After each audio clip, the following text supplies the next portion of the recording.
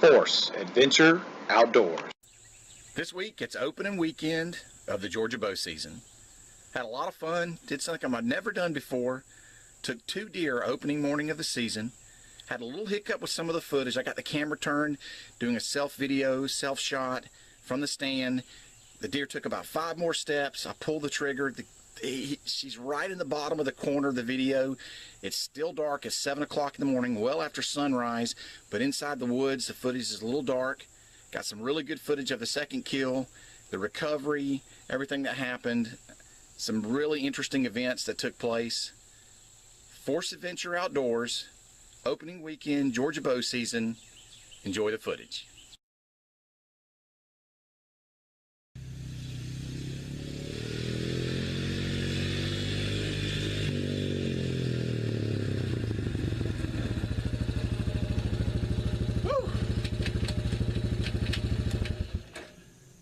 Welcome to Force Adventure Outdoors. I'm your host, Carlton Meadows, or as the girls call me, Coach Carlton. I've been coaching softball for almost 20 years now, and this is going to be like no other outdoor adventure show you've ever seen. Each week, we're going to highlight some great softball action from my team, DC Force, and then myself and the pro staffers, Coach Buzz, Mark, Alan, my 2 daughters, Sarah and Stephanie, and my stepson, Mason, are going to bring you some awesome and unbelievable outdoor adventures. See, I believe the future of our sport, what we love, hunting, the outdoors, depends on us getting our youth involved. And from the ages of 3 and really even younger, both my daughters did everything with me. Hunting, fishing, riding, shooting. It was our family time, and it was unbelievable. And some memories I'll never forget. And then my stepson, at the age of 8, when I met his mom, started hanging out with me, and 10 years later, you can't get him out of the outdoors. Each week we're going to highlight some of our youth, some girls from the softball team, past and present. Some of them may be in their 20s now, but played ball with me when they were 7 and 8 years old. I know you're going to love it. This is Force Adventure Outdoors.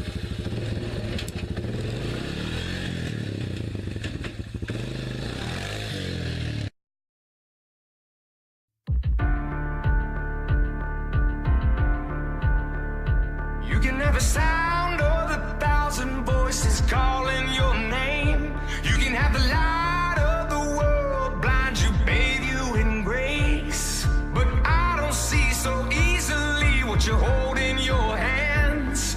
'Cause castles crumble, kingdoms fall and turn into sand. You can be an angel of mercy or give in to hate. You can try to fight it just like every other careless mistake. I'm mystified by the ways of your heart. With a million lies, the truth will rise to tear you apart. Whoa! No one gets out alive. Every day is do or die. The one thing you leave behind is how did you love? How did you love? It's not what you believe. Those prayers will make you bleed. But while you're on your knees, how did you love?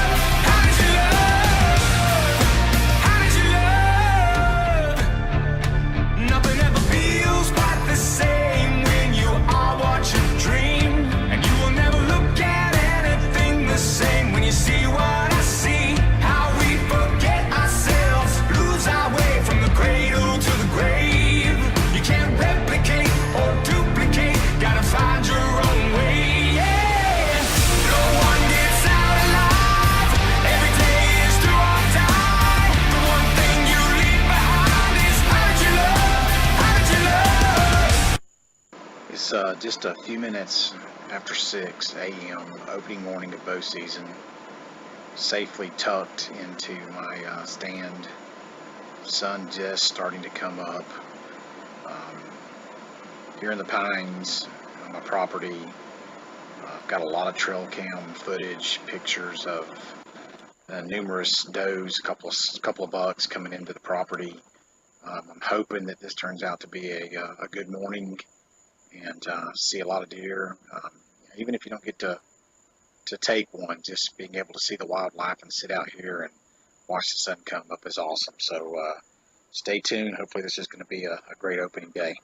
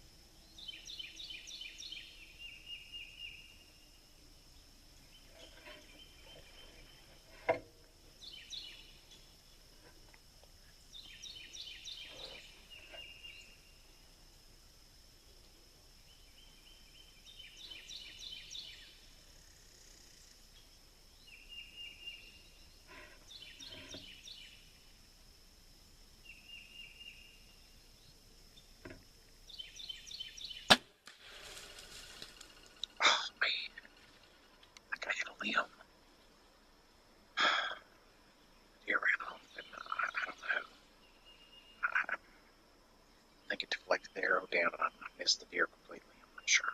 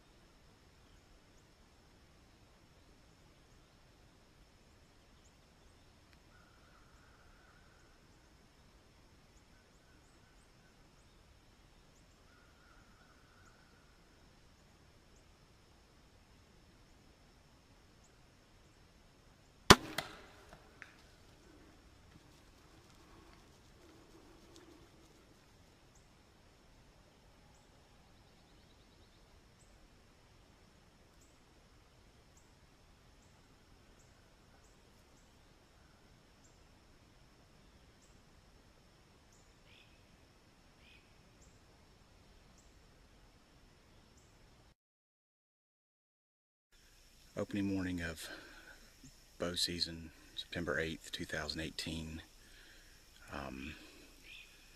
Got a doe down in front of me.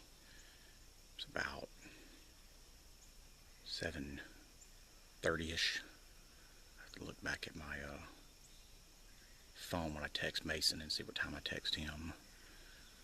Had 6, 7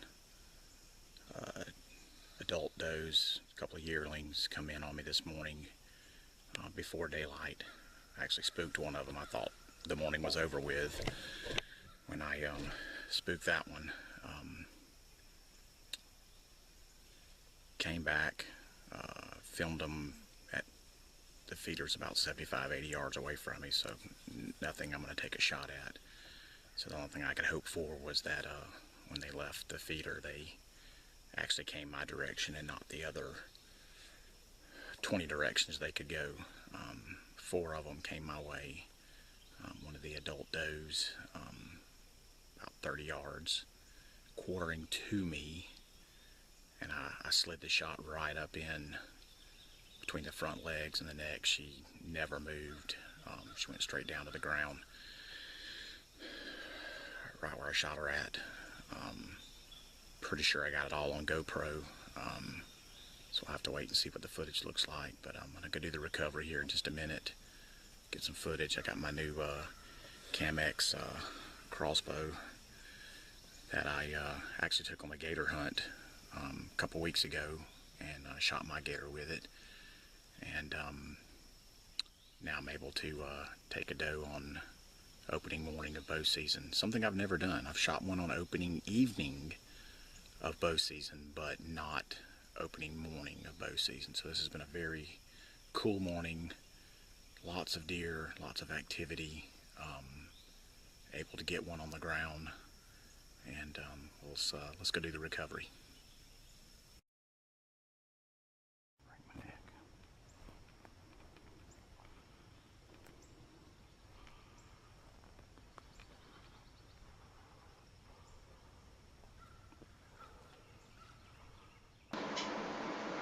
I actually shot a little bit higher than I thought I did. Looks like I hit it in the neck. See my arrow anywhere, see if I can find my arrow. Like I said, it was a neck shot. I texted Mason and told him I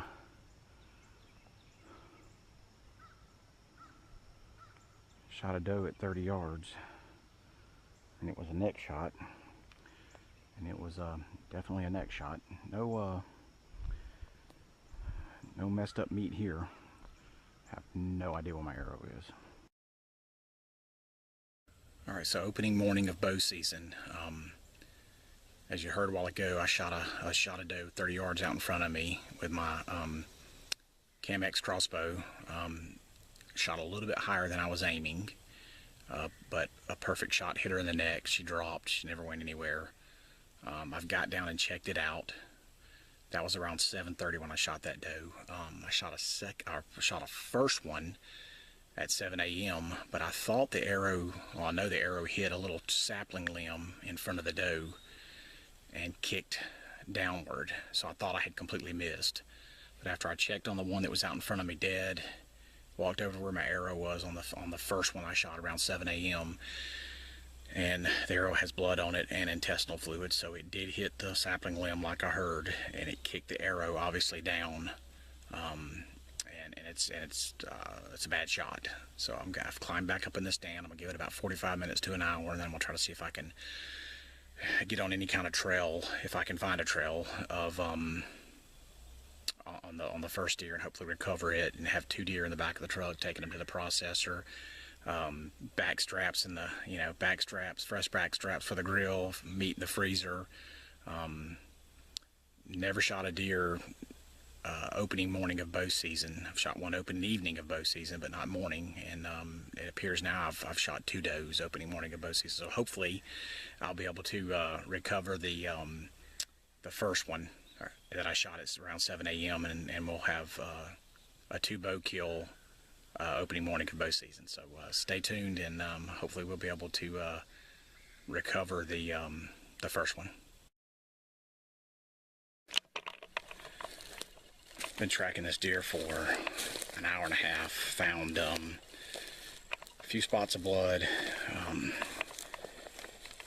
intestinal fluids, some stomach content. About another 30 or 40 yards deeper, I found some more stomach contents, and I'm actually going to, after walking around for an hour and a half, 2 hours, I'm going to go ahead and take the second deer that I shot around 7:30. I'm going to take it to the processor so it's not just laying in the back of my truck getting hot. And I'm going to come back and see if I can find the first one. Hopefully I'll be able to recover the first one I shot also, but I can smell it. I found intestines, I found stomach remains. I know the deer's dead, and it really, if you know me, you know that me shooting a deer and not recovering it is like agony. I can't stand that. That really bothers me, to shoot an animal and not be able to recover it, and to not make a good shot and it suffer. The second one I shot went straight down, was dead within 10 seconds of it being shot with an arrow, and the first one I shot, I've covered hundreds of yards, gone 200, 250 yards away from the actual site of the shot, and still cannot find the deer. So hopefully when I get back from the processor, I'll be able to find it and recover it, and get it and recoup the meat, and it not just go to waste, because that like I said, that's like the worst thing for me, is not to be able to recover an animal and get the meat from it. All right, so I have been looking for a second deer that I shot at 7 o'clock this morning. It is now 10:15, and I trailed it for an hour and a half, just walking around trying to find the deer, and found all kind of sign. Actually found part of its intestines and its stomach, and I could smell the deer, could smell that it was dead, and I was tired. I'm like, all right, I'm gonna go take the deer that I've got in the back of the truck, and I'm gonna go take it to the processor, and I'm gonna come back, and I'm on my four-wheeler riding the trail back out of the property, back to where my truck is, and here's the deer laying 30 feet from the area I cut out to drive through with my pickup truck. So I'm gonna walk over here, take a look at it. It's pretty nasty. Actually, the arrow flipped off of a tree limb, off of a little sapling limb, and then went down and cut its whole entire belly open. So that's why I found its stomach and contents. Kind of gross, but anyways, thank the Lord I found it. I hate to waste something like that and leave a deer laying. I was afraid I'd find it tomorrow with the buzzards on it, but wow. So thank you for a wonderful morning. Thank you, Lord, for helping me find this second deer. Let me get in the back of the truck and get going to the processor.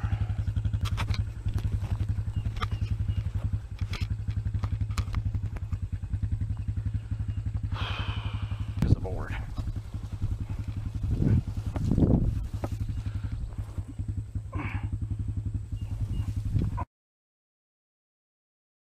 Alright, I looked for my arrow this morning for, wow.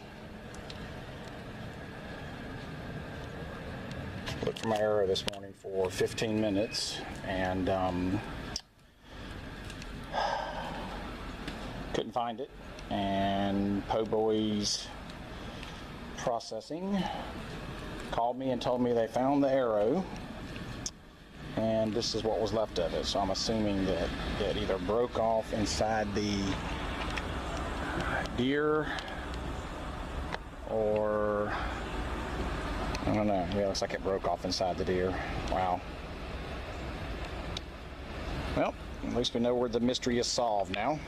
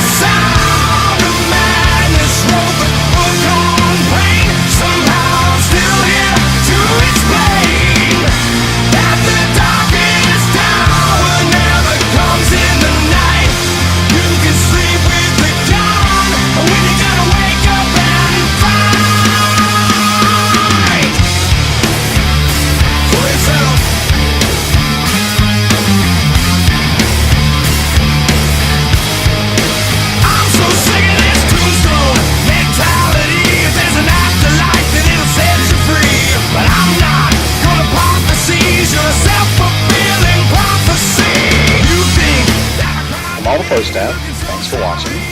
Coach Carlton, Coach Buzz, Alan Benton,